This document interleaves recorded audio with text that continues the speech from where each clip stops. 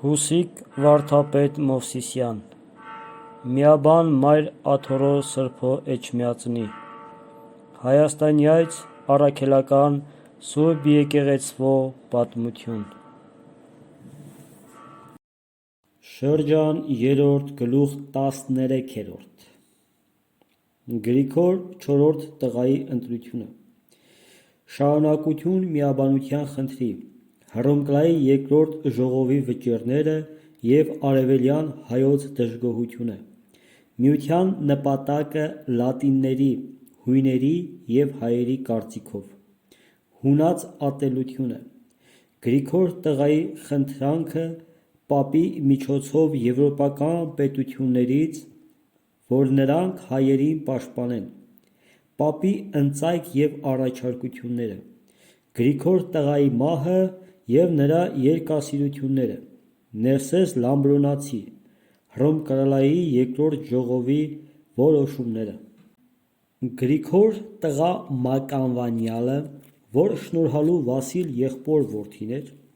գնացած լինելով ուրիշ տեղ, երբ լսեց շնորհալու ծանր հիվանդությունը, շտապեց շուտով հասնել,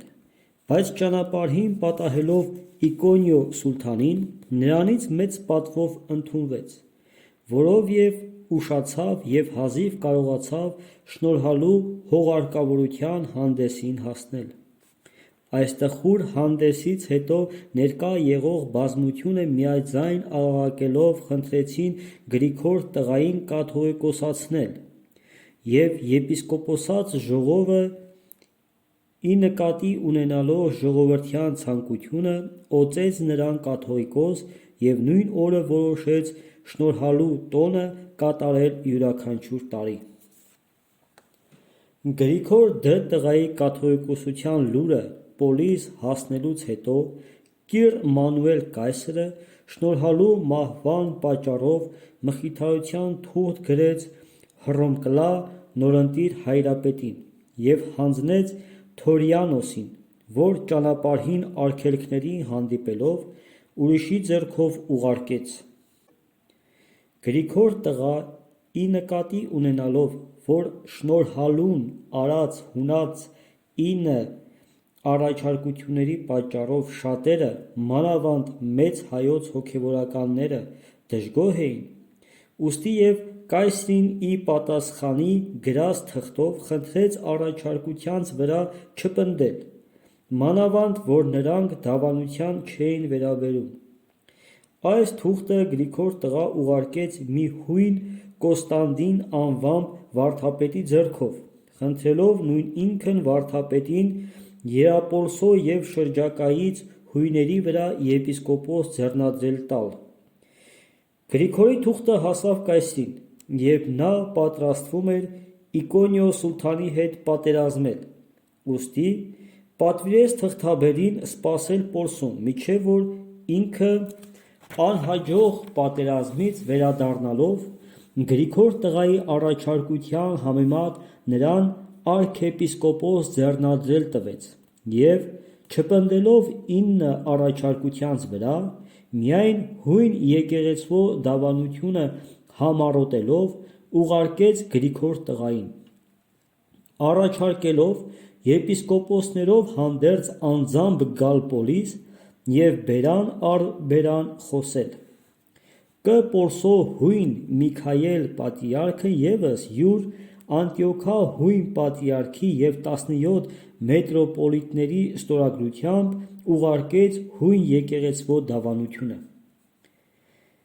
Գրիգոր տղա կայսրի և պատրիարքի թղթերը ստանալուց հետո ժողովով պատասխան տալու համար հրավեր ուղարկեց դեպի Մեծ Հայք, Արևելք, Երուսաղեմ և դեպի Սիավ լեռը, գալ ժողովել Հռոմկլա: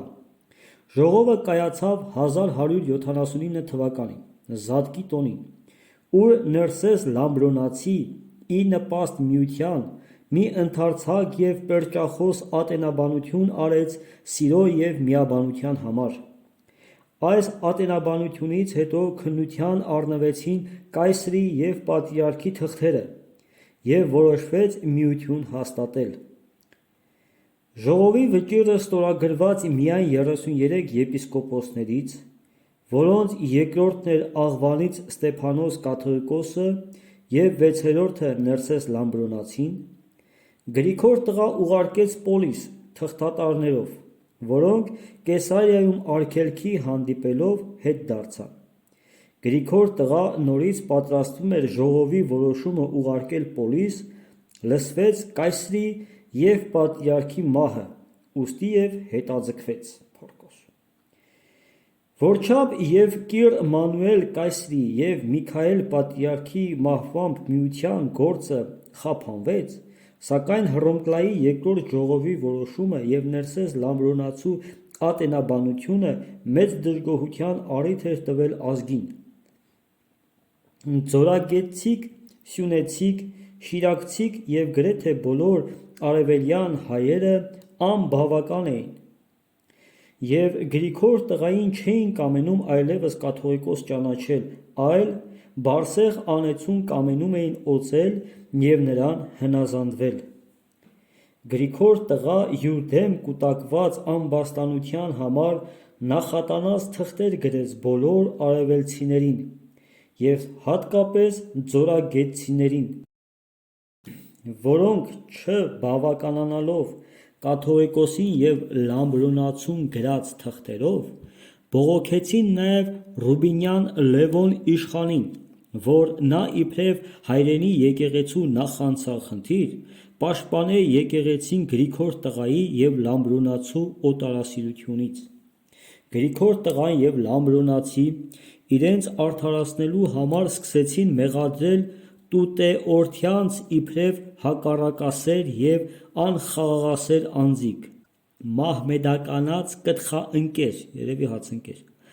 անվանելով նրանց, իսկ եկեղեցու մեջ ներմուծությունները արդարացնում էին ասելով, որ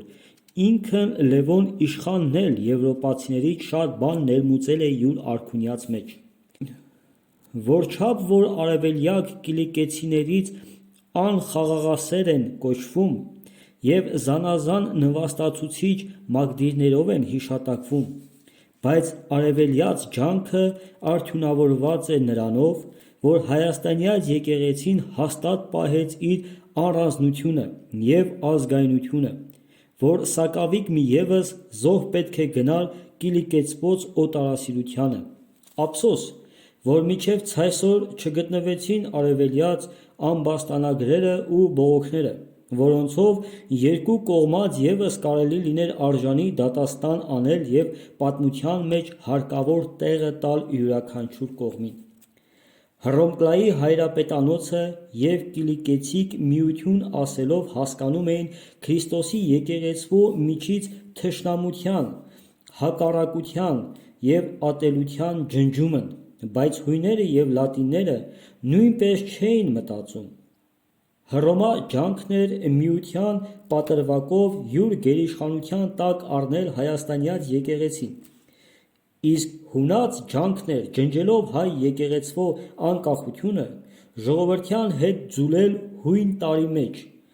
իսկ այս ավելի քաղաքական նպատակով, որ հայերն իբրև առանձին ազգ և եկեղեցի խոչընդոտ չլինեին հունաց աշխարհակալության տենչանքին, այլ ընդհակառակը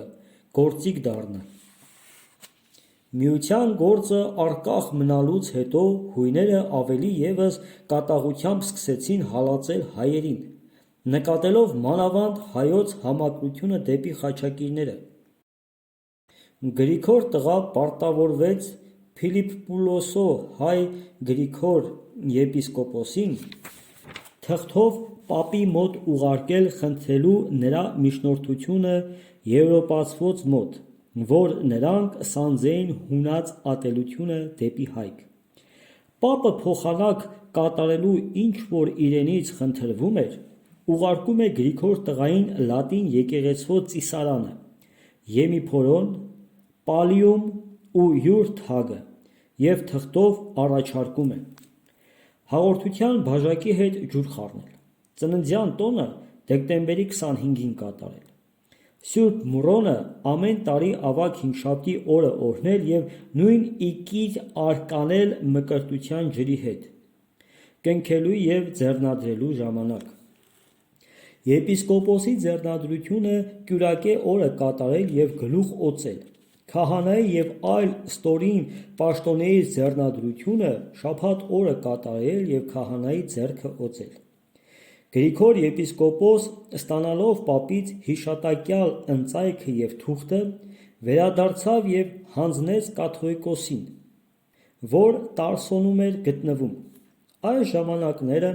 պապը լսելով, որ Սալահեդին առել է Երուսաղեմը, նոր խաչակրություն կազմելով ուղարկեց դեպի Պաղեստին եւ թղթով խնդրեց Գրիգոր տղային օգնել այս արշավանքին հարկավոր ձեռնադրությունը անելով։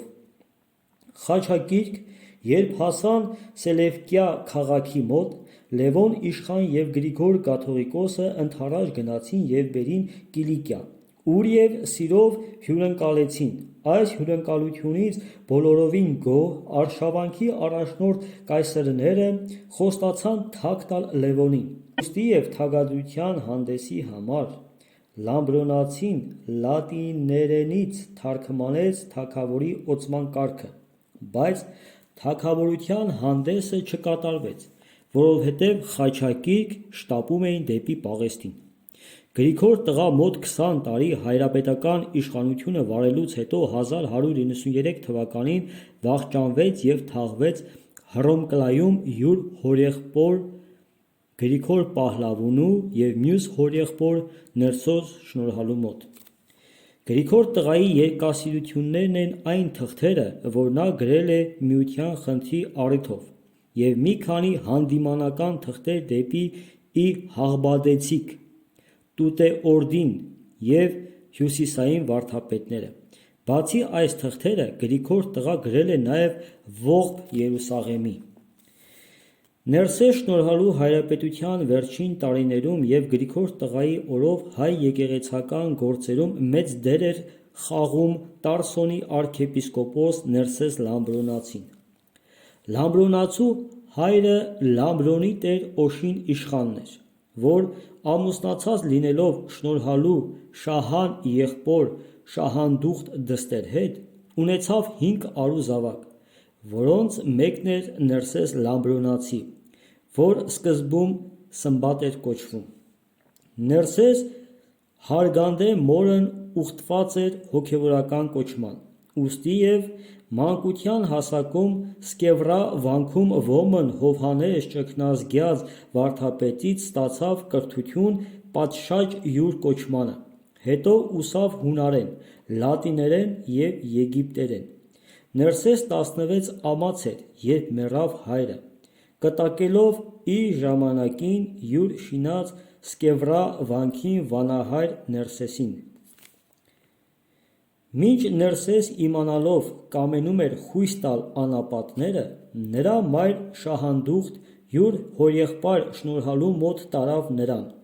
որին Շնորհալին աբեղա ձեռնադրելուց հետո ուղարկեց Սյավ լեռան ոմն տիրացու կոչեցյալ Ստեփան վարդապետի մոտ, ավելի եւս կատարելագործվելու։ 18 տարեկանում Լամբրոնացին հայրենի քաղաքում քարոզիչ կարգվեց։ Տեսնելով, որ կամենում են իրեն եպիսկոպոս ձեռնադրել տալ Լամբրոնի վրա, հանձնելով միանգամայն Սկևրա վանքի վանահայրությունը, խույս տվեց եւ առանձնացավ Սաղրու վանքը։ Սաղրու վանքում եւս տարածվեց Լամբրոնացու հռչակը, եւ ինքն իրեն դիմողների երեսից հանգիստ չգտնելով հեռացավ այլ առանձին տեղ եւ Շնորհալու հրամանին համեմատ միայն երբեմն գնում էր Հռոմկլա եւ այսպիսով եւս Շնորհալու մահվանը ներկա գտնվեց։ Գրիգոր տղա հաջորդելով Շնորհալուն 1176 թվականին գրեթե ստիպմամբ 23-ամյա Լամբրոնացուն Տարսոնի եւ Լամբրոնի ու շրջակայից արքեպիսկոպոս ձեռնադրեց։ Լամբրոնացին դարձյալ առաջնորդական բազմազբաղ կյանքից խույս տվեց դեպի Սաղրու անապատը, ուր գրեց եկեղեցվոր կարգավորությանց եւ Սուրբ Պատարագի մեկնությունը։ Նա Սրտերանդն փափագով կամենում էր Սեպուր լեռան Սուրբ Լուսավորչի ճգնարանը ուխտի գնալ, բայց քանիցս կես ճանապարհից հետ դարձրին։ Վերջապես ծպտյալ կերպարանքով գնաց Կիպրոս կղզին։ Մինչ կիմանային նրա ուր լինելը, բավական հմտացավ հույն լեզվին, և տեսնելով, որ անհնարին է իրեն առանձնության մեջ մնալ, վերադարձավ Տարսոն և հովվեց ժողովուրդը, Հռոմկլայի երկրորդ ժողովին ներկա գտնվեց և հունարենից թարգմանեց Հովհանի հայտնության մեկնությունը։ Սկևրա վանքում 1181 թվականին գրեց Սաղմոսի մեկնությունը, Սողոմոնի առակաց, իմաստության, ժողովողի և 12 փոքր մարգարեից գրվածոց մեկնությունները և բազմաթիվ ճառեր։ Հունարենից, լատիներենից ու եգիպտերենից թարգմանելով սրբոց վկայաբանությունը և կարգի դնելով վկայասերի ու ներսես շնորհալու հորեղբայր Եգիպտոսի եպիսկոպոս Գրիգորի թարգմանած վկայությունները, կազմեց Հարանց վարքգիրքը, ի պատիվ շնորհալվո գրեց մի ներփող ոտանավոր, և այսօր հարյավը, նորոգյալ կղզիքը, համբարձման և որդվոց ու թոռանց Սուրբ Գրիգոր Լուսավորչի շարականները։ Ներսես Լամբրոնացի յուր համարձակ ատենախոսության համար համեմատվել է Դեմոսթենեսի և Ցիցերոնի հետ և կոչվում է արժանի հաջորդ Պողոս առաքյալի։ Նա վախճանվեց 46 տարեկան հասակում։ Վերջ 13-րդ գլխին։